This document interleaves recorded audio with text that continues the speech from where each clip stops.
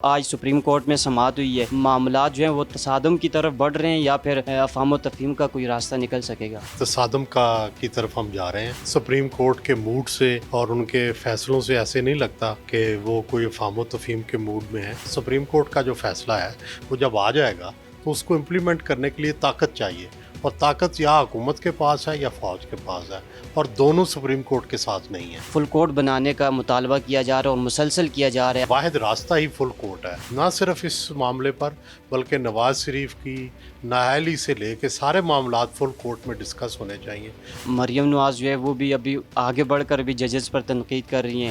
نواز شریف صاحب بھی 3 ججز کے خلاف ریفرنس دائر کرنے کا مطالبہ کر رہے ہیں۔ خان صاحب جو اقتدار میں آنے کے لیے اپنی یہ جو مقبولیت ہے اس کو برقرار رکھ سکیں گے یا پھر قبولیت کے بغیر وہ اس مقبولیت کو برقرار نہیں رکھ سکیں گے؟ یہاں پر قبولیت اور مقبولیت دونوں کا کمبینیشن چلتا ہے۔ بعض اوقات تو صرف قبولیت ہوتی ہے تو مقبولیت نہیں بھی ہوتی تو چل جاتا ہے، جیسے کاف لیگ تھی۔ صحافیوں کو حکومتوں سے عہدے لینے چاہیے، جس طرح کبھی پنجاب کی نگراں حکومت میں زیادہ تر صحافی پائے جاتے ہیں، تو اس سے صحافیوں کی جو کریڈیبلٹی ہے اس پر سوال نہیں اٹھتے سر؟ انتخابات پنجاب میں 14 مئی کو ہوتے ہوئے نظر آ رہے ہیں یا پھر اکتوبر میں ہوں گے، ایک ساتھ ہوں گے پورے ملک میں؟ آپ کو کیا لگتا ہے کب ہوں گے؟ السلام علیکم ناظرین، آپ پبلک نیوز دیکھ رہے ہیں اور میں شہزاد احمد آپ سے مخاطب ہوں۔ ناظرین، سپریم کورٹ آف پاکستان نے سپریم کورٹ بار اور پروسیجر بل کے خلاف درخواستوں پر سماعت کرتے ہوئے سیاسی جماعتوں اور فریقین سمیت پاکستان بار کونسل اور سپریم کورٹ بار کو قانونی معاملات کے لیے نوٹسز جاری کر دیے اور کیس کی مزید سماعت جو ہے وہ آئندہ ہفتے تک ملتوی کر دی ہے۔ سیاسی صورتحال پر بات کرنے کے لیے ہمارے ساتھ موجود ہیں پاکستان کے سینئر صحافی اور سینئر تجزیہ کار سہیل وڑائی صاحب۔ سہیل صاحب، بہت شکریہ آپ کے وقت کے لیے۔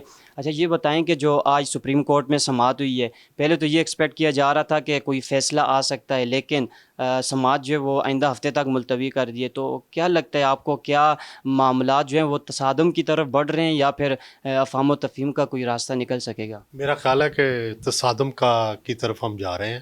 سپریم کورٹ کے موڈ سے اور ان کے فیصلوں سے ایسے نہیں لگتا کہ وہ کوئی افہام و تفہیم کے موڈ میں ہے، لیکن تصادم کا جو ہے وہ راستہ یہ ہے کہ دیکھنا یہ ہے کہ امپلیمنٹ کون کرے گا۔ سپریم کورٹ کا جو فیصلہ ہے وہ جب آ جائے گا تو اس کو امپلیمنٹ کرنے کے لیے طاقت چاہیے، اور طاقت یا حکومت کے پاس ہے یا فوج کے پاس ہے، اور دونوں سپریم کورٹ کے ساتھ نہیں ہیں۔ تو اس لیے سپریم کورٹ کا جو فیصلہ ہے وہ اس پر عمل درآمد کرنا مشکل ہو جائے گا، اور جب عمل درآمد نہیں ہوگا تو سپریم کورٹ کے فیصلے خلا میں رہ جائیں گے، اور جو ہے پی ڈی ایم جو ہے وہ چلتی رہے گی۔ اچھا سر، حکومت کی جانب سے عدلیہ کا جو بل ہے وہ بھی اور جو انتخابات ہیں اس حوالے سے بھی فل کورٹ بنانے کا مطالبہ کیا جا رہا ہے اور مسلسل کیا جا رہا ہے۔ آج وزیر قانون جو انہوں نے پھر بھی اس مطالبے کو دہرایا بھی، تو آپ کو لگتا ہے کہ فل کورٹ کی طرف جایا جا سکتا ہے؟ میرا خیال ہے کہ واحد راستہ ہی فل کورٹ ہے۔ فل کورٹ پر عمران خان بھی رضامند ہے، نون لیگ بھی رضامند ہے، سارے رضامند ہیں، اور میرا خیال ہے ججز بھی خوش ہوں گے، اگر سب کی رائے لے لی جائے تو میرا خیال ہے فل کورٹ ہونی چاہیے، اور نہ صرف اس معاملے پر بلکہ نواز شریف کی نااہلی سے لے کے سارے معاملات فل کورٹ میں ڈسکس ہونے چاہیے، تاکہ ایک ہی دفعہ یہ معاملہ طے ہو جائے۔ پاکستان تحریک انصاف اور عمران خان سمیت جو ہے وہ اعلیٰ عدلیہ اور ججز کی مسلسل تعریفیں اور ان کی حمایت میں بیان دے رہے ہیں، جبکہ دوسری طرف پی ڈی ایم جو ہے وہ تنقید بھی کر رہی ہے اور فل کورٹ کا مطالبہ کی بھی کر رہی ہے۔ تو حکومت جو ہے وہ جو عدلیہ کے فیصلے ہیں ان کو تحریک انصاف کی حمایت کے ساتھ منسوب کر رہی ہے، تو آپ کو لگتا ہے کہ یہ جو سیاستدانوں کے یہ بیان بازی سے جو اعلیٰ عدلیہ کا وقار جو ہے اس پر اثر پڑ سکتا ہے؟ جی بالکل اثر پڑا ہے، اور عدلیہ جو ہے ایسے لگتا ہے سپریم کورٹ دو حصوں میں ڈیوائیڈڈ ہے، ایک پی ٹی آئی کی حامی ہے، ایک حکومت کی حامی ہے، اور ان دو گروہوں کے اندر تصادم ہو رہا ہے۔ فیصلے ایسے آ رہے ہیں جس سے کچھ کو حکومت کو فائدہ پہنچ رہا ہے، کچھ سے پی ٹی آئی کو فائدہ پہنچ رہا ہے۔ یہ تقسیم ختم ہونی چاہیے، واحد حل یہی ہے، اور اسی سے راستہ نکلے گا۔ اچھا، دوسری طرف اگر ہم دیکھیں تو مریم نواز جو ہے وہ بھی ابھی آگے بڑھ کر بھی ججز پر تنقید کر رہی ہیں۔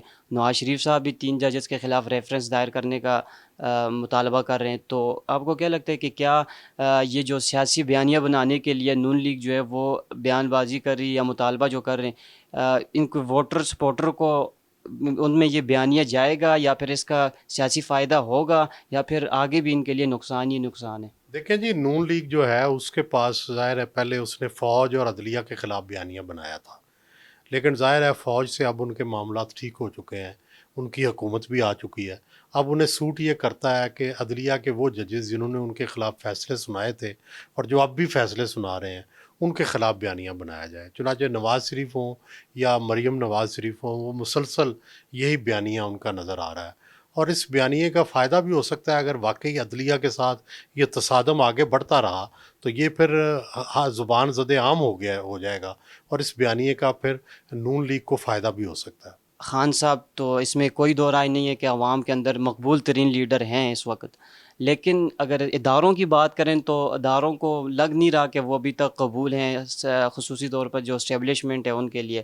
تو خان صاحب جو اقتدار میں آنے کے لیے اپنی یہ جو مقبولیت ہے ان کو برقرار رکھ سکیں گے، یا پھر قبولیت کے بغیر وہ اس مقبولیت کو برقرار نہیں رکھ سکیں گے؟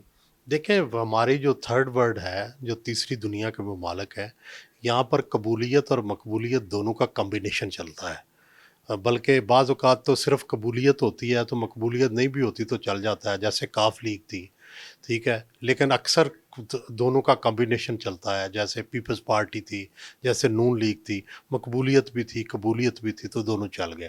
تو خان صاحب کو اس وقت مقبولیت ہے، قبولیت نہیں ہے. ویسے تو جو آئیڈیل تو یہی ہے کہ جس کی مقبولیت ہو اس کو اقتدار مل جانا چاہیے، لیکن پاکستان یا تیسری دنیا میں ایسا نہیں ہے. تیسری دنیا میں قبولیت قائم کرنی چاہتی ہے. تو خان صاحب کا اس وقت تاثر یہ ہے کہ یہ اقتدار میں آئیں گے تو یہ حزب اختلاف سے یا حکومت سے ان سے بھی انتقام لیں گے، فوج سے بھی انتقام لیں گے، جو ججز ان کے خلاف فیصلے دیتے رہے ہیں ان سے بھی انتقام لیں گے. تو انہیں چاہیے کہ ایسے فیصلے کریں کہ جس سے یہ فضا ختم ہو کہ وہ انتقام لیں گے، اور ایک صلح جوئی کا تاثر جو ہے وہ دیں تاکہ ان کے اقتدار میں آنے کی راہ ہموار ہو. کوئی بھی حکومت ہو، چاہے وہ تحریک انصاف کی حکومت ہو یا پھر نون لیگ کو پیپلز پارٹی، کوئی بھی حکومت ہو، آپ کو لگتا ہے کہ صحافیوں کو حکومتوں سے عہدے لینے چاہیے؟ جس طرح کبھی پنجاب کی نگراں حکومت میں زیادہ تر صحافی پائے جاتے ہیں، تو اس سے صحافیوں کی جو کریڈیبلٹی ہے اس پر سوال نہیں اٹھتے سر؟ میں تو ذاتی طور پر اس کے خلاف ہوں، لیکن کہ عہدے لینے چاہیے. لیکن ظاہر ہے نگران حکومت کے لیے چونکہ ان کا انتخاب کیا گیا ہے تو اس کی جسٹیفیکیشن ہو سکتی ہے کہ 3 مہینے کے لیے آئے ہیں، وقتی طور پر آئے ہیں، اس کی جسٹیفیکیشن کی جا سکتی ہے. لیکن میں ذاتی طور پر خود اپنے لیے یہ عہدہ جو ہے وہ پسند نہیں کرتا. انتخابات پنجاب میں 14 مئی کو ہوتے ہوئے نظر آ رہے ہیں، یا پھر اکتوبر میں ہوں گے، ایک ساتھ ہوں گے پورے ملک میں؟ آپ کو کیا لگتا ہے کب ہوں گی؟ جی، اس وقت تو ایسے لگتا ہے کہ 14 مئی کی تیاریاں نہیں ہو رہی. ابھی الیکشن دور ہیں اور وہ اکتوبر میں ہو جائیں تو بہت اچھا ہے. اکتوبر میں ہونے چاہیے، ایک ہی تاریخ کو ہونے چاہیے. سب سے آئیڈیل تو یہ ہے، جس طرح فل کورٹ آئیڈیل ہے اسی طرح یہ آئیڈیل ہے کہ اکتوبر میں ہوں، اکٹھے ہوں. اچھا سر، یہ بتائیں کہ پنجاب جو ہے وہ پاکستان میں ہے یا پھر پاکستان پنجاب میں ہے؟ کیونکہ چاہے وہ عدالتی فیصلے ہوں یا پھر کسی بھی حوالے سے کوئی بھی فیصلہ ہو، سب سے پہلے پنجاب کو یاد کیا جاتا ہے. ابھی جس طرح کے الیکشن کی تاریخ تھی اس میں سب سے پہلے پنجاب کو یاد کیا گیا. تو ہمارے عدلیہ کی طرف سے، ہمارے ججز کی طرف سے، مطلب کہ جو باقی صوبے ہیں ان سے زیادہ پنجاب کو فوقیت دی جاتی ہے.